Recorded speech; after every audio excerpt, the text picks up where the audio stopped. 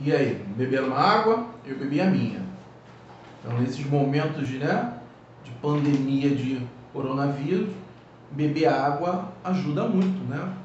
Numa eventualidade, da gente ter contaminado a boca com o vírus, bebendo água eu vou levar o vírus para o estômago e nosso próprio organismo, se ele não entrar na corrente sanguínea, elimina ele. Então é uma dica, tá sempre bebendo água. Se não vai eliminar 100% o risco, a gente se previne um pouquinho. Água, sempre água. Vamos lá, pessoal. 13. Como Adam Smith pensava o trabalho na teoria do liberalismo econômico? Então, para Smith, o trabalho era a chave, era o centro da ideia dele. Então, o trabalho é uma fonte agregadora de valor à produção. Então, quanto mais trabalho eu tiver lá ali na produção, elaborando um produto, mais valor eu vou agregar a esse produto. Vocês não estão tendo ideia da quantidade de trabalho que nós aqui, os professores, estamos tendo para gravar esses vídeos, para manter essas aulas assim à distância, para continuar mantendo as escolas, não só aqui a questão da cesárea, mas as escolas funcionando.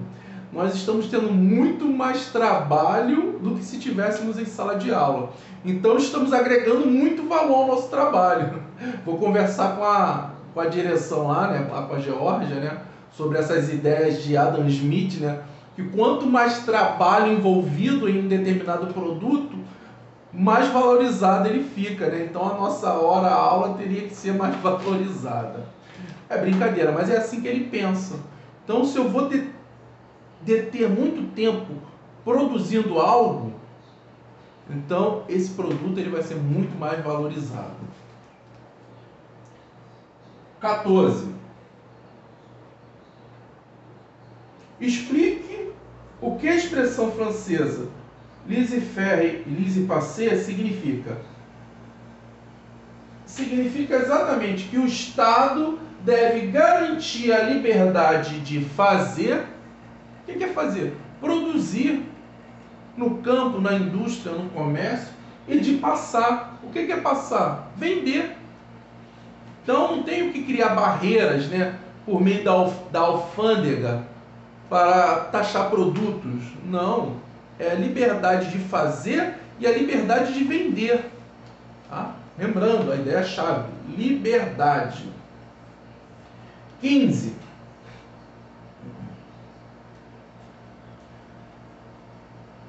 A autoridade do príncipe é limitada pelas leis da natureza e do Estado. O príncipe não pode, portanto, dispor de seu poder e de seus súditos sem o consentimento da nação e independentemente da escolha estabelecida no contrato de submissão. Tendo por base esse texto da enciclopédia, é correto afirmar que o autor, letra E, defendia, como a maioria dos filósofos iluministas, os princípios do liberalismo político que se contrapunha, aos regimes absolutistas. Então, assim, o rei ele não poderia mais fazer o que quisesse com seus súditos. Existiriam leis que iriam pôr limites à ação desse rei. Lembra lá do Montesquieu? A ideia dos três poderes, O executivo, o legislativo e o judiciário, independentes, tudo para que o rei, ou aqui está o príncipe, porque existiam locais que eram governados por príncipes, tivessem o seu poder limitado por meio de leis. 16. Observe as ideias de três pensadores da Idade Moderna. Aí que temos Adam Smith, escocês. Olha, tá vendo como que o livro agora já se corrigiu? Escocês. Em sua obra Riqueza das Nações, afirmava que a única fonte de riqueza era o trabalho e não a terra. A ideia central da doutrina de Karl Marx, alemão, é que a história da sociedade humana é a história da luta de classe. E Thomas Malthus, inglês, em sua obra Ensaio sobre o Princípio da População, escreveu que a natureza impõe limites ao progresso material, já que a população cresce em progressão geométrica, enquanto a produção de alimentos aumenta em progressão aritmética. Pode-se afirmar que seria correta da 16 a letra D. Thomas Malthus e Adam Smith defendem o pensamento liberal clássico, correto. E Karl Marx foi um dos autores do socialismo científico. Tá? A gente vai ver Marx e vocês vão ver ano que vem, lá no 9º ano, se Deus quiser, todo mundo em sala de aula, sem coronavírus e a vida voltando ao normal. 17. A crença de que a melhor forma de estimular o capitalismo seria a competição da livre iniciativa privada, dentre outras características apontadas pelo texto, pode ser traduzido pelo termo letra A, liberalismo, cujos princípios sistematizados por John Locke e Adam Smith circularam amplamente no final do século XIX e começo do século XX, valorizando a propriedade privada, o livre mercado, o Estado de Direito e a liberdade de pensamento. Tá? Então é um resumão de tudo que nós já estamos falando há 2 aulas. 18. Então a 18 ela é dividida lá em A e B, sempre preste atenção nisso.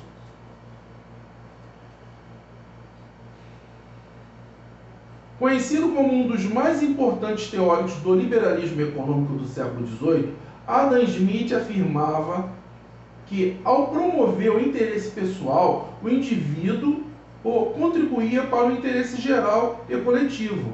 Nesse sentido, o principal impacto do seu livro, o Ensaio sobre a Riqueza das Nações, foi o de justificar fortemente a busca desenfreada do enriquecimento individual. Com base nessa afirmativa, vamos lá, letra A. Indique 2 características do liberalismo econômico. Não intervenção do Estado na economia e liberdade de mercado. Então nós temos aí 2 características principais, né? Já falamos bastante. B, da 18. Analise o papel do Estado no liberalismo econômico de Adam Smith. Então, assim, o Estado ele não deveria se meter na economia. Então, para que serve o Estado? Então, ele vai falar que o Estado tem 3 funções principais. Então, primeiro, garantia da segurança militar, né? Garantir as fronteiras contra inimigos internos e externos, tá? A administração, eu tenho que ter saneamento, obras públicas, construção de estradas, né? Administrar a vida, a sociedade no geral, né? Lembrando que a economia está livre. E a justiça. Então, o Estado também ele vai exercer um poder de juiz. Porque as pessoas são livres, certo? O liberalismo prega liberdade. Mas em determinado momento, um cidadão pode entrar com um problema em relação ao outro cidadão. Eles podem entrar em choque. E aí, quando tem esse choque, quem vai ajudar nesse sentido? O Estado. Ele serve como um juiz. Igual no futebol, tem lá os 11 jogadores de cada lado e um juiz, né, para organizar aquela bagunça lá, de bola para um lado e para o outro. Tá bom? 19. Vamos lá, vamos correndo, que a gente já está acabando. O liberalismo tornou-se ideologia predominante na sociedade ocidental a partir da metade do século XIX. Quais foram os direitos naturais que o liberalismo se propôs a garantir?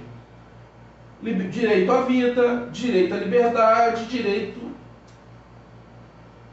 de igualdade perante a lei. Então todos somos iguais perante a lei. B. quais as principais características do liberalismo econômico? Então a gente já bateu muito nessa tecla, mas vamos lá. Não intervenção do Estado na economia, livre mercado, livre fazer, livre passar, laissez-faire, laissez-passer e etc. Né? 20ª, eu estava escutando aquela musiquinha do Senna, pam, pam, pam, né? Reta final. Explique por que François Quesnay relacionava a obtenção de riquezas ao investimento na atividade agrícola. A agricultura era a fonte primária das riquezas de uma nação. Então, para esse pensador, todas as riquezas eram oriundas da agricultura. A indústria apenas processava os produtos oriundos do campo, né, da natureza, e o comércio vendia, então só distribuía. Mas a verdadeira riqueza estava no campo, estava na terra. Tá, pessoal?